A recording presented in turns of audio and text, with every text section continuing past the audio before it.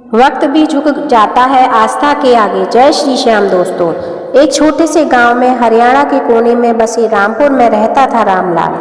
रामलाल एक साधारण किसान था। उसकी उम्र 50 के आसपास थी। उसके पास थोड़ी सी जमीन थी जिससे वह अपने परिवार का पेट पालता। परिवार में पत्नी सीता, 2 बेटे श्याम और मोहन और एक बेटी राधा थे। जीवन सादा था लेकिन खुशियां भरी हुई। रामलाल को खाटू श्याम बाबा की अटूट आस्था थी। हर शाम वह मंदिर जाता, भजन गाता और बाबा से प्रार्थना करता, बाबा आप ही सब संवारो। वह कहता, एक दिन सब कुछ बदल गया। रामलाल की जमीन पर सूखा पड़ गया, फसलें मुरझा गईं, नहर का पानी बंद हो गया, गांव में हाहाकार मच गया। रामलाल की सारी उम्मीदें टूट गईं। कर्ज चढ़ गया। बैंकर ने कहा, जमीन बेच दो वरना घर भी कुर्क हो जाएगा। रामलाल उदास हो गया। सीता रोती, क्या करेंगे अब, बच्चे भूखे रहेंगे। श्याम बड़ा बेटा था, नौकरी की तलाश में दिल्ली गया था लेकिन वहाँ भी काम नहीं मिला। मोहन स्कूल जाता था लेकिन फीस न देने पर स्कूल से निकाल दिया गया।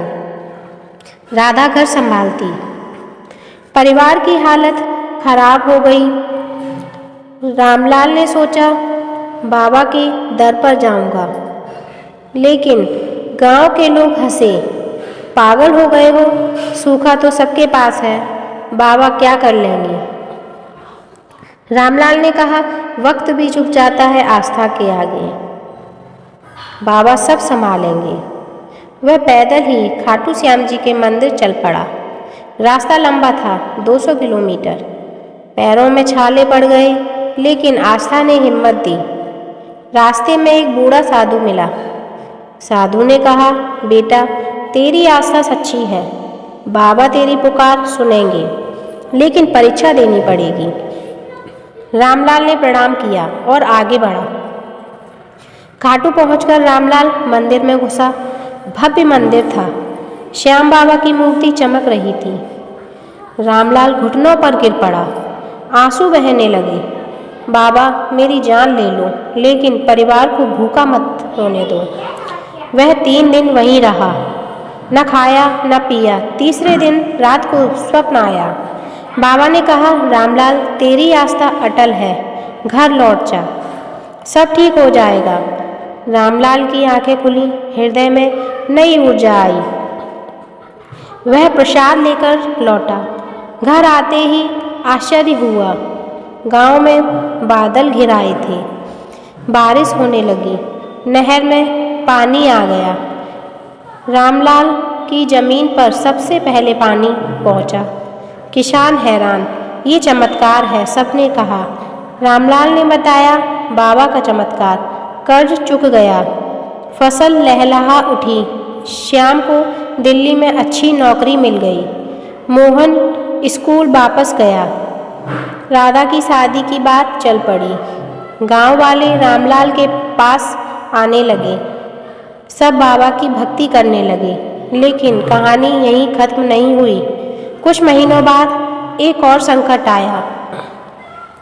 श्याम की शादी तय हुई थी। दुल्हन का नाम था कमला, सुंदर सादी लड़की। लेकिन शादी से ठीक पहले कमला बीमार पड़ गई। डॉक्टरों ने कहा, ये रोग लाइलाज है, हड्डियां कमज़ोर हो रही हैं। श्याम टूट गया। रामलाल ने कहा, बाबा पर भरोसा रखो। पूरा परिवार खाटू गया। रास्ते में बस खराब हो गई, पैदल चलना पड़ा। कमला को गोद में उठाकर ले गए। मंदिर में पहुंचकर आरती की। कमला ने बाबा को प्रणाम किया। उसी रात कमला को स्वप्न आया। बाबा ने कहा, बेटी चिंता मत कर, सब ठीक हो जाएगा। सुबह कमला उठी तो स्वस्थ थी। डॉक्टर हैरान, ये चमत्कार है। उन्होंने कहा, शादी हो गई, खुशियाँ लौट आई। समय बीता। मोहन बड़ा हो गया। वह इंजीनियर बनना चाहता था लेकिन पैसे की कमी, परीक्षा की फीस भी न थी। रामलाल ने कहा, बाबा से मांग लो। मोहन ने बाबा का भजन गाया।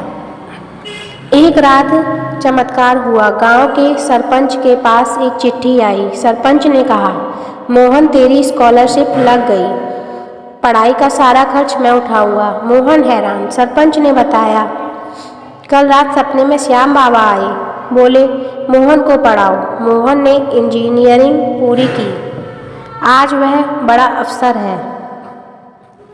राधा की बारी आई। उसकी उम्र शादी लायक हो गई, लेकिन कोई रिश्ता ना आया। गांव में लड़के कम थे। रामलाल चिंतित। एक दिन मंदिर गया, प्रार्थना की। उधर खाटू से एक संदेश आया। एक साधु गांव पहुंचा, बोला राधा के लिए अच्छा वर है, जयपुर का। वर आया, पढ़ा लिखा, अमीर। शादी हुई, वर का परिवार भी बाबा का भक्त। जीवन सुखमय हो गया। एक बार गांव में बाढ़ आ गई, सारा पानी रामपुर की ओर बहा, घर डूबने लगे। रामलाल ने सभी को इकट्ठा किया, बाबा का नाम लो। सबने भजन गाए। अचानक पानी रुक गया, एक दीवार सी बन गई, गांव बच गया। लोग चिल्लाए, बाबा की जय। रामलाल प्रसिद्ध हो गया। दूर दूर से लोग आते, आस्था की कहानियाँ सुनाते। रामलाल बूढ़ा हो गया, एक दिन बीमार पड़ गया। डॉक्टर बोले समय कम है। परिवार रोया। रामलाल मुस्कुराया, बाबा बुलाएंगे तो जाऊंगा। रात को बाबा आए, बोले रामलाल तू आ गया, स्वर्ग में जगह तैयार है। सुबह रामलाल उठा, स्वस्थ, आज भी जीवित है। गांव में बाबा का बड़ा मंदिर बनवाया। हर साल मेला लगता। लोग कहते वक्त भी झुक जाता है आस्था के आगे। एक गरीब विधवा थी गांव में, नाम कौशल्या। उसके पति की मौत हो गई, 2 बच्चे थे, भूखे मरने लगे। कौशल्या रामलाल के पास आई, बोली भैया बाबा से कुछ कहो। रामलाल ने कहा, आस्था रखो, मंदिर चलो। कौशल्या गई, भजन गाया। अगले दिन एक व्यापारी आया, बोला मैं कौशल्या को जानता हूँ, नौकरी दूंगा। व्यापारी ने बताया, सपने में बाबा ने कहा। कौशल्या का जीवन संवर गया। श्याम के बेटे की पढ़ाई का संकट आया, स्कूल फीस न थी। श्याम उदास। रामलाल ने कहा, बाबा को याद करो।